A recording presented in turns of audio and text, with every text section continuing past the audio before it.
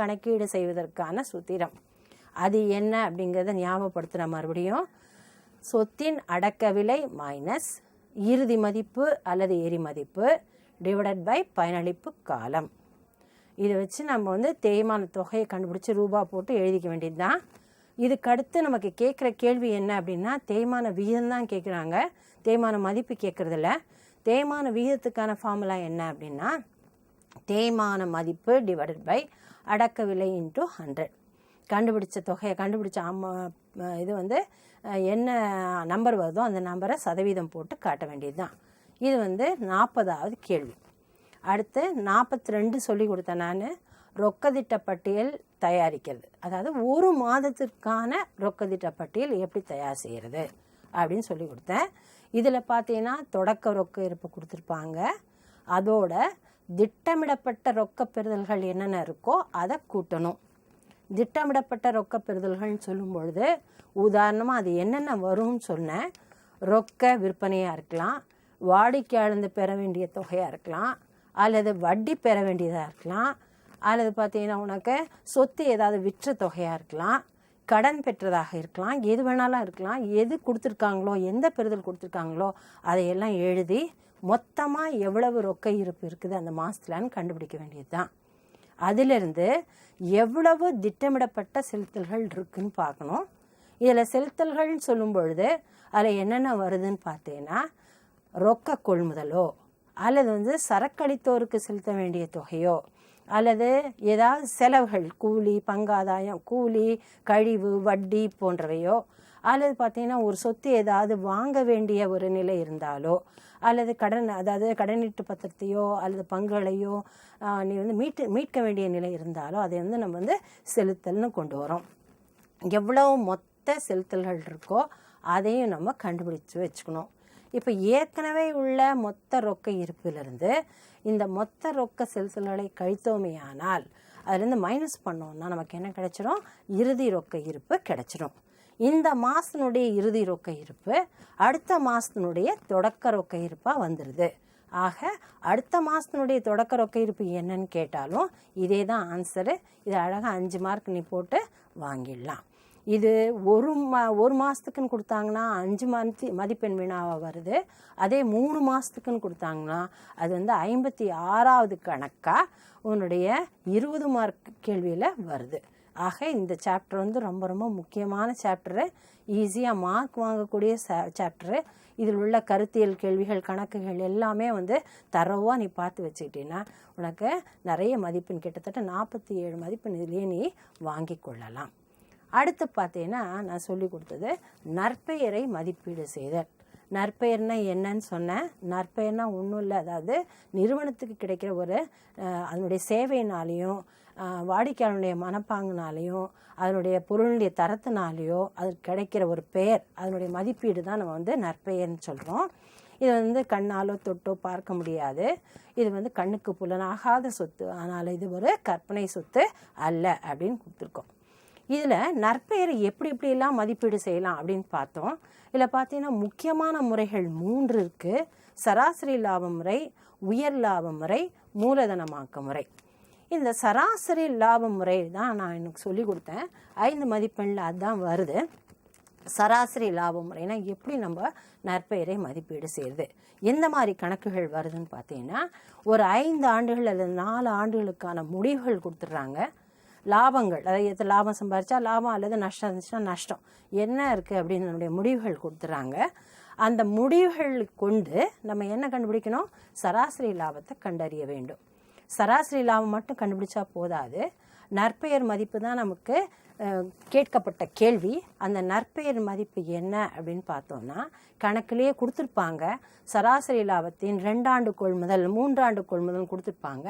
அதுக்கேற்ற மாதிரி நம்ம சராசரி லாபத்தை கண்டுபிடிச்சிட்டு 2ஆலேயோ அல்லது 3ஆலேயோ பெருக்கணும்னா நமக்கு என்ன நற்பெயரின் மதிப்பு கிடைச்சிடும். சராசரி லாபத்தை எப்படி கணக்கீடு செய்யணும்னு சொன்னேன்.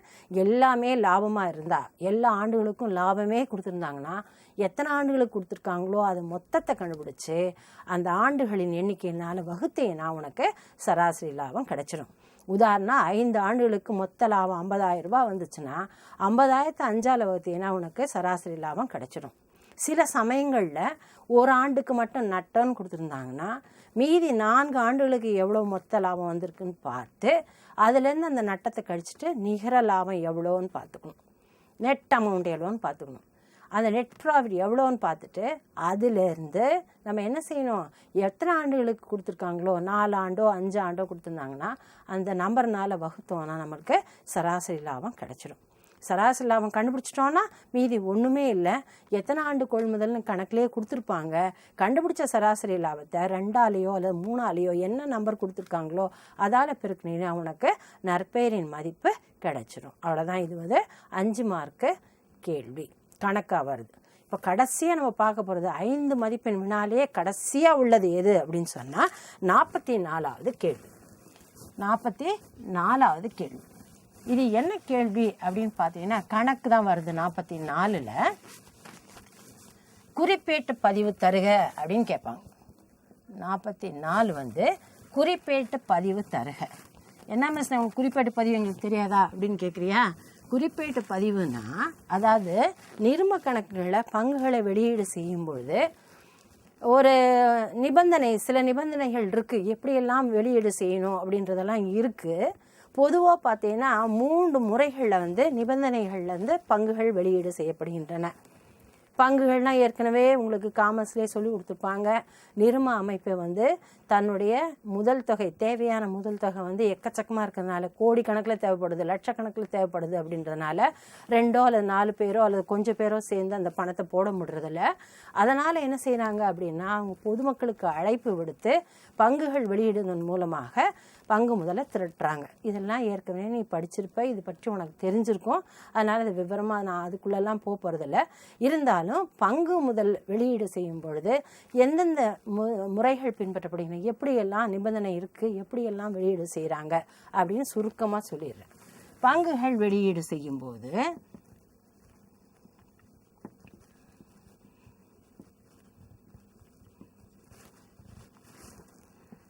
ஒன்று முகமதிப்பில் வெளியீடு. முகமதிப்பில் வெளியீடு. 2வது பார்த்தீங்கன்னா முனைம வெளியீடு.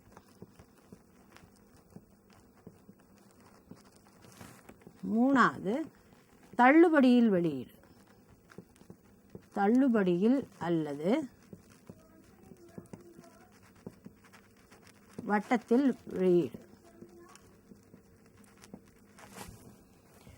பங்குகள் வெளியீடு செய்கிறதுக்கு 3 நிபந்தனைகள் இருக்குது. 1 முகமதிப்பில் வெளியீடு செய்கிறது, 2வது முனைமத்தில் வெளியீடு செய்கிறது, 3வது தள்ளுபடியில் அல்லது வட்டத்தில் வெளியீடு செய்கிறது.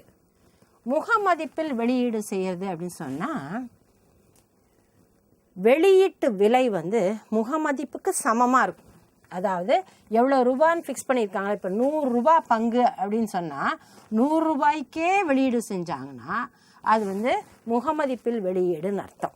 அதாவது வெளியீட்டு விலை அப்படியே அந்த முகமதிப்புக்கே ஈக்குவலாக இருக்கும். அதுதான் முகமதிப்பில் வெளியீடுன்னு சொல்கிறது.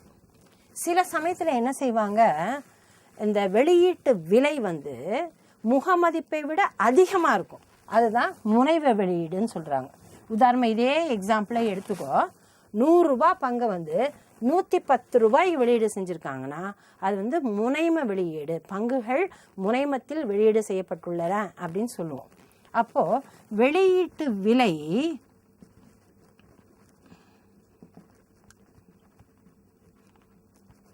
ஜாஸ்தியாக இருக்கும். எதை விட ஜாஸ்தியாக இருக்கும்? முகமதிப்பை விட ஜாஸ்தியாக இருக்கும். அதுதான் முனைம வெளியீடுன்றது. அதே வட்டத்தில் அல்லது தள்ளுபடியில் வெளியீடுன்னு சொல்லும் பொழுது வெளியீட்டு விலை முகமதிப்பை விட குறைவாக இருக்கும். நம்ம எக்ஸாம்பிளில் முகமதிப்பு எவ்வளோன்னு சொன்னேன்? 100 ரூபா. ஒரு பங்கினுடைய மதிப்பு 100 ரூபான்னு வச்சுக்கோ. 100 ரூபா பங்கை 100 ரூபாய்க்கே வெளியீடு செஞ்சால் அது முகமதிப்பில் வெளியீடு செய்கிறதாக அர்த்தம். அதனுடைய ஒரிஜினல் ப்ரைஸ்க்கே வெளியீடு செஞ்சுருக்காங்கன்னு அர்த்தம். முனைவ வெளியீடு அப்படின்னு சொன்னால் முகமதிப்பை காட்டிலும் அதிக விலைக்கு வெளியீடு செய்வது.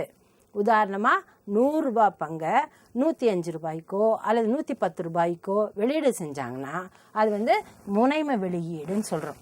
அதாவது வெளியீட்டு விலை ஜாஸ்தியாகவும், இந்த பக்கம் விரிஞ்சிருக்கு பார், இது ஜாஸ்தியாகவும் இது கம்மியாகவும் இருக்கும். அதுதான் வந்து முனைமை வெளியீடுன்னு சொல்கிறது. அடுத்தது தள்ளுபடியில் அல்லது வட்டத்தில் வெளியீடு அப்படின்னு சொன்னால் முகமதிப்பு 100 ரூபாய், அது 90 ரூபாய்க்கோ அல்லது 95 ரூபாய்க்கோ வெளியீடு செஞ்சாங்கன்னா அது தள்ளுபடியில் அல்லது வட்டத்தில் வெளியீடுன்னு சொல்கிறோம். இப்போ வெளியீட்டு விலை வந்து முகமதிப்பை விட கம்மியாக இருக்கும். இது வந்து 90 ரூபாய் இருக்கும், இது வந்து 100 ரூபாய் இருக்கும். இதில் பார்த்தீங்கன்னா இது 110 ரூபாய் இருக்கும், இது வந்து எவ்வளோ ரூபா 100 ரூபாய். அந்த மாதிரி உனக்கு இது புரியுதா? ஃபஸ்ட்டு பார்த்தீங்கன்னா முகமதிப்பில் வெளியீடுன்னு சொல்லும் பொழுது என்ன விலை நிர்ணயம் செய்யப்பட்டிருக்கிறதோ, பங்குகளின் விலை 100 ரூபாய் நிர்ணயம் செஞ்சாங்கன்னா 100 ரூபாய்க்கே வெளியீடு செஞ்சாங்கன்னா அது வந்து முகமதிப்பில் வெளியீடுன்னு அர்த்தம். அதே பங்குகளை 100 ரூபாய் மதிப்புள்ள பங்குகளை 100 ரூபாய்க்கு மேலே 110 ரூபாய்க்கோ 105 ரூபாய்க்கோ 112 ரூபாய்க்கோ வெளியீடு செஞ்சாங்கன்னா அது வந்து பங்குகளை முனைமத்தில் வெளியீடு செய்ததுன்ற அர்த்தம். பங்குகளை சில சமயங்களில் தள்ளுபடியில் கூட வெளியீடு செய்கிறாங்க. தள்ளுபடியில் வெளியீடு செய்கிறதுன்னா அர்த்தம் என்ன அப்படின்னு சொன்னால், பங்குகளின் முகமதிப்பை காட்டிலும் குறைந்த விலைக்கு பங்குகளை வெளியீடு செய்தார்களே ஆனால் அதை தான் நம்ம வந்து என்ன சொல்கிறோம், பங்குகளை வட்டத்தில் வெளியீடு செய்தல் என்று கூறுகிறோம். வட்டம்னாலும் தள்ளுபடினாலும் ஒன்று தான். என்ன கேள்வி கேட்கப்படுது? 44வது கேள்வி கொஸ்டின் பேப்பரில் என்ன வருது அப்படின்னு சொன்னால், கொடுத்துட்றாங்க எவ்வளோ பங்குகள்னு கொடுத்துட்றாங்க, அது ஒவ்வொரு பங்கினுடைய மதிப்பு என்னன்னு கொடுத்துட்றாங்க. கொடுத்துட்டு அவைகளை முனைமத்திலோ முகமதிப்பிலோ அல்லது தள்ளுபடியிலோ வெளியீடு செஞ்சுருக்காங்கன்னு கொடுத்துட்டு அதற்கான பதிவு தருக, குறிப்பேட்டு பதிவு தருக அப்படின்னு கேட்குறாங்க. இந்த மாதிரி கணக்கு 44வது கேள்வியாக வருது.